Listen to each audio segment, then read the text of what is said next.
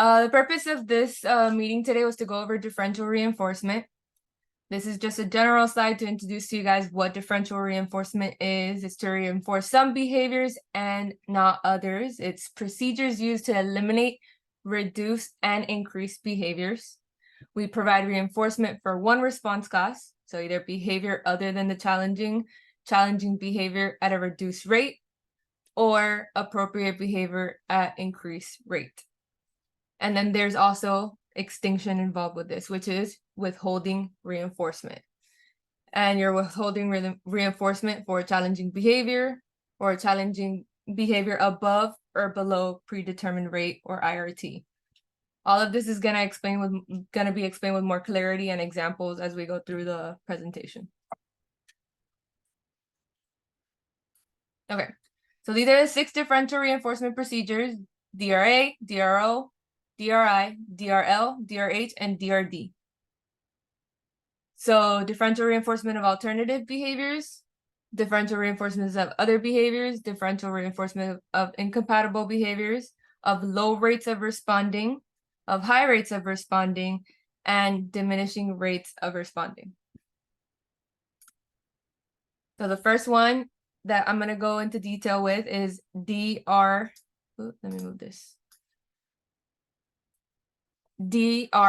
differential reinforcement of alternative behaviors. So this is kind of like the bullet points of the most important things about this specific type of differential reinforcement procedure and what it intakes.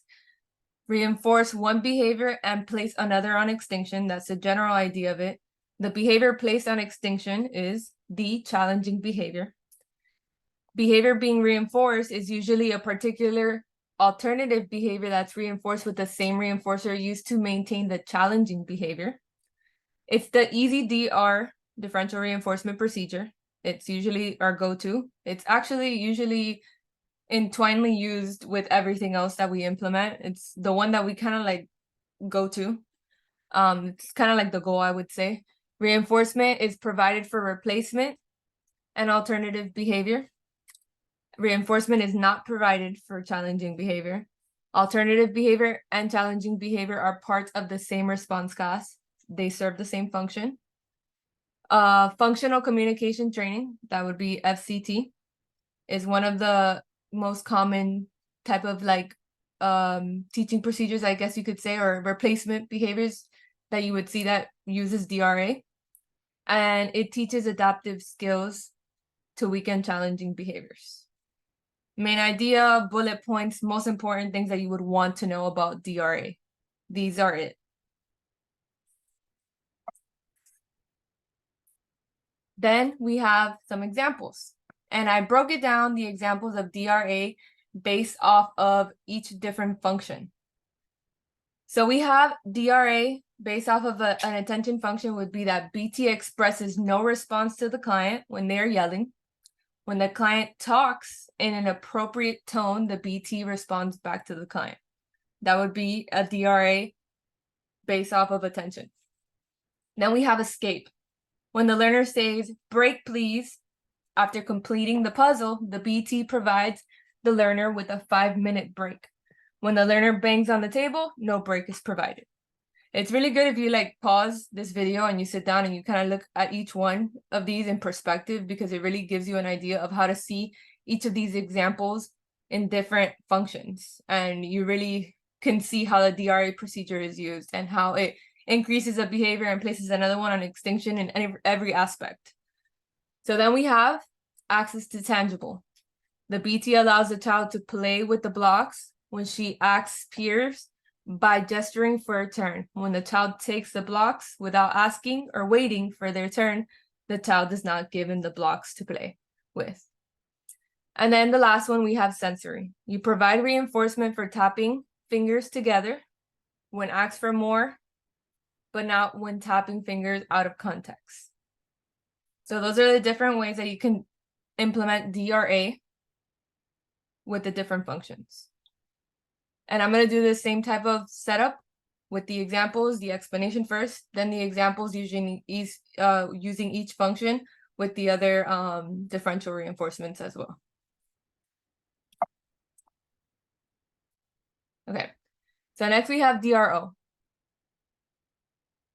I feel like when you guys start to study, DRO is usually like the hardest one to kind of understand, because it kind of sounds like, oh, you just, it kind of sounds like DRA when you're starting to study, but I feel like after you study for a while, it becomes the easiest one to distinguish.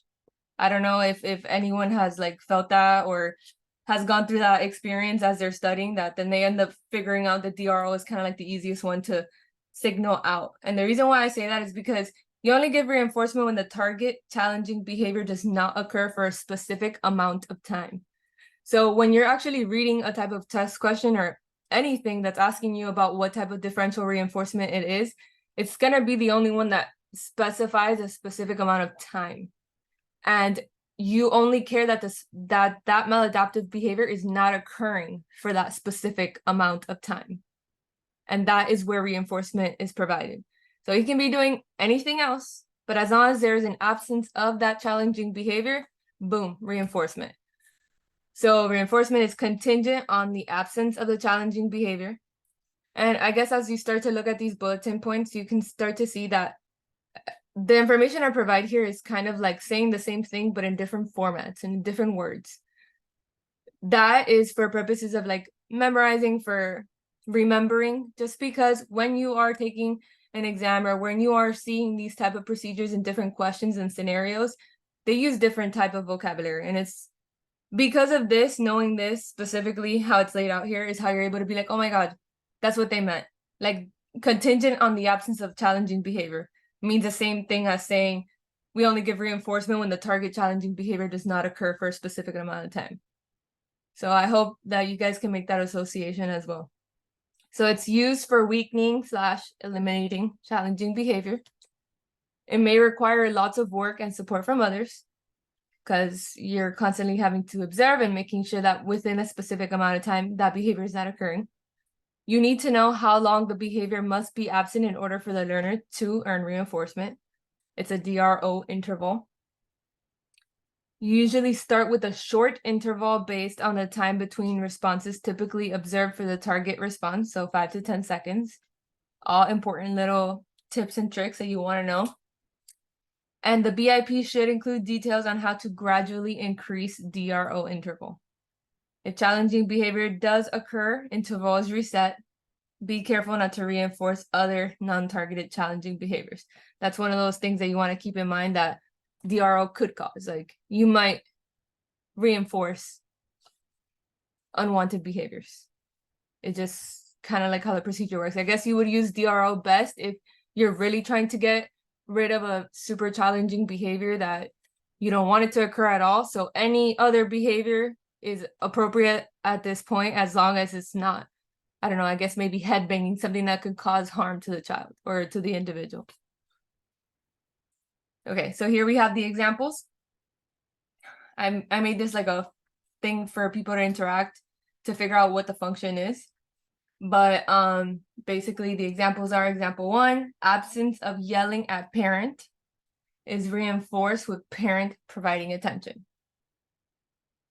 I'll show you guys the function after I go over the examples. And then we have example 2, would be absence of breaking objects is reinforced with access to preferred toys. Example 3, these are all types of DROs, okay? Example 3 is absence of putting their head down on the table is reinforced with a break. And example 4, absence of repetitive jumping up and down during the matching activity is reinforced with jumping on the trampoline after completion of matching activity. So with what's the function of the first one would be, the first one would be attention. Absence of yelling at parent is reinforced with parent providing attention. So you're not yelling, you get attention. The second one is tangible. You get access to a preferred toy. The third one is a form of escape. That's a function. And the last one is automatic. Okay. Then we have the third one, which is DRI, differential reinforcement of incompatible behavior. This is a DRA subtype. This is one of those that even when you're studying, you usually see DRA/DRI. It goes one with the other. Alternative behavior is physically incompatible with the challenging behavior. That is specifically the difference between, I guess you would say, the definition between DRA and DRI. DRI is that whatever the behavior is physically incompatible. So you cannot do those two things at the same time. Impossible.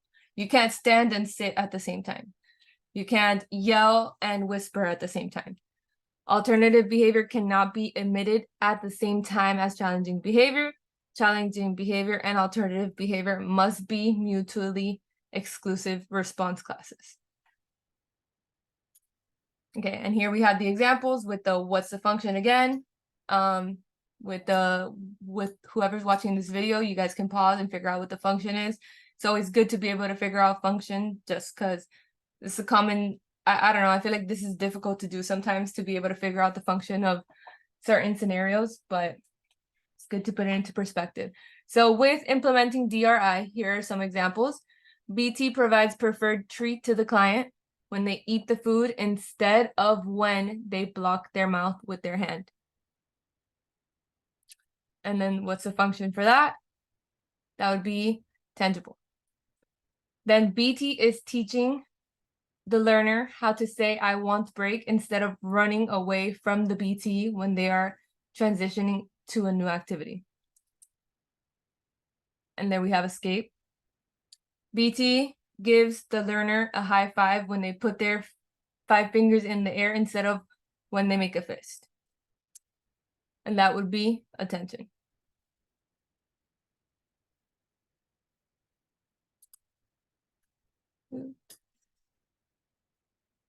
Okay, so I included this slide here just to recall what IRT is, inter-response time, because it does have to do with the differential reinforcement procedure. So inter-response time is what IRT stands for, is duration of time that elapsed between 2 consecutive instances of behavior. It's used when we are concerned with the time between behaviors.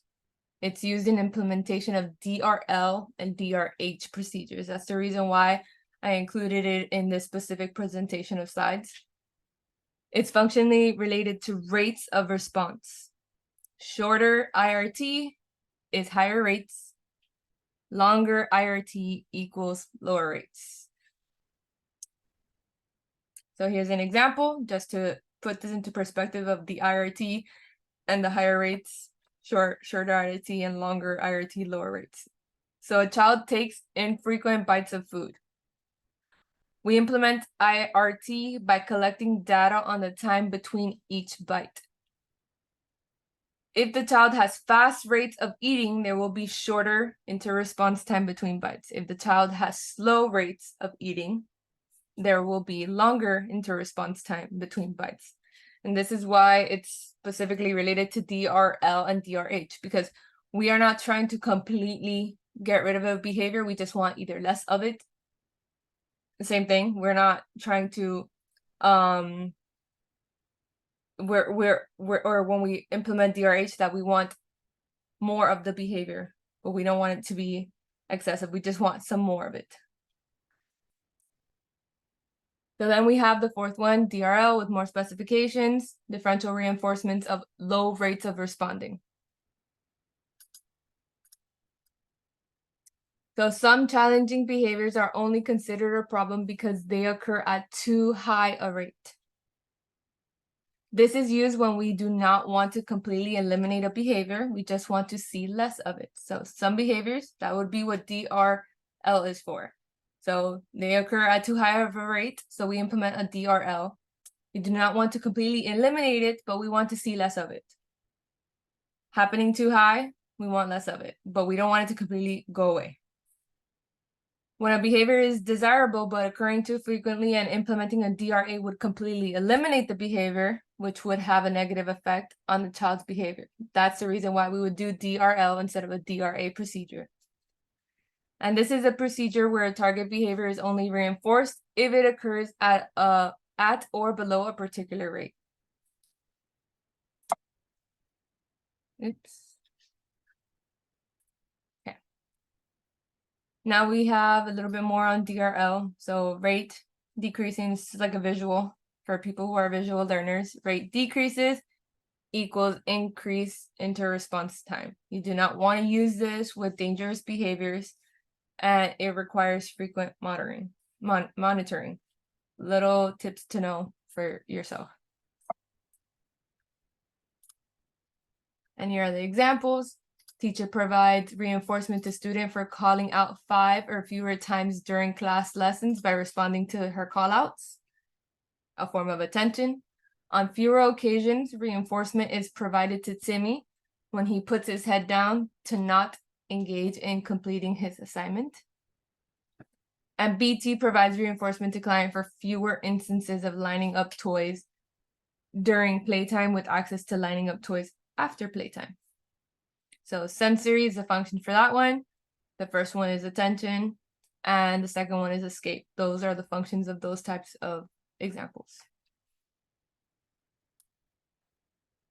And then we have DRH. So differential reinforcement of high rates of responding.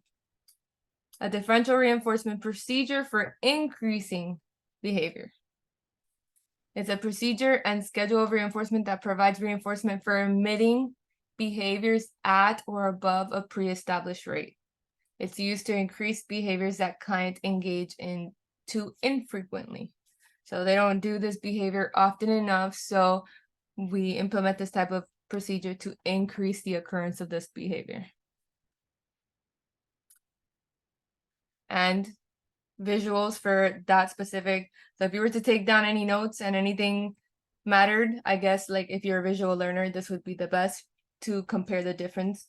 I think I have this at the end all together so you can see them all together, but if you're a visual learner, rate decreases equals inter-response time increasing for DRL, and then DRH would be rate increasing equals inter-response time decreasing.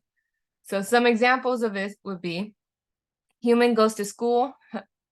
I got bored of writing people's names, so I just use human at this point. Goes to school currently twice a week. DRH is implemented to increase attendance by setting a criterion for reinforcement for attending school at least 4 times a week. So infrequently does not attend school how he should, so a criterion is set for reinforcement for attending school at least 4 times a week. BT provides reinforcement to the individual if they are able to eat veggies 3 times a week. A child is walking through the hallways, and when he is able to say hello to at least 2 students in the hallway during the whole school day, he is provided with reinforcement. So once again, behaviors that don't happen frequently enough, we try to implement a schedule of reinforcement where we increase the amount of time that they engage in that behavior, little by little, in small increments. And the last one is differential reinforcement of diminishing rates of responding, DRD, a procedure and schedule of reinforcement that provides reinforcement at the end of a specific time interval during which the behavior occurred less than the criteria, which is gradually decreasing across intervals. Reinforcement is delivered when the number of responses in a specific time period is less than or equal to a prescribed limit, and it's used to decrease behaviors that client displays too frequently, but not to eliminate it entirely. It's synonymous with DRL when reinforcement criteria is above 1 response. So it's kind of like you kind of do like DRL with DRD. DRL would be like first, and then with reinforcement criteria, when it's above 1 response, then it's like you're jumping into DRD, if that makes sense. It's like one first, then the other one. So it's like they're happening at the same time regardless, but one is just happening first, and then the other one comes right after. So an example would be that Joey eats too many snacks a day. DRD is implemented where now Joey would earn reinforcement after eating 5 or less unhealthy snacks per day, gradually decreasing this criterion to 1 to 2 unhealthy snacks per day. Okay, and here we have a little summary table of all of them. We also have it here. but I guess if there's anything they're going to take out of the whole entire presentation, it would be best to take out the summaries, just so you can see them all together and really compare. We have DRA, DRO, DRI, DRH, DRD, and DRL. So DRA, specifically, most important target points that you might want to know is that it has to do with functional communication training. You reinforce appropriate alternative replacement behavior. It's within the child's repertoire. DRO, there's an absence of a behavior. The differential reinforcement is 0. We want to eliminate the behavior, and you do not provide them with an appropriate alternative. Doesn't matter if there is an alternative or not.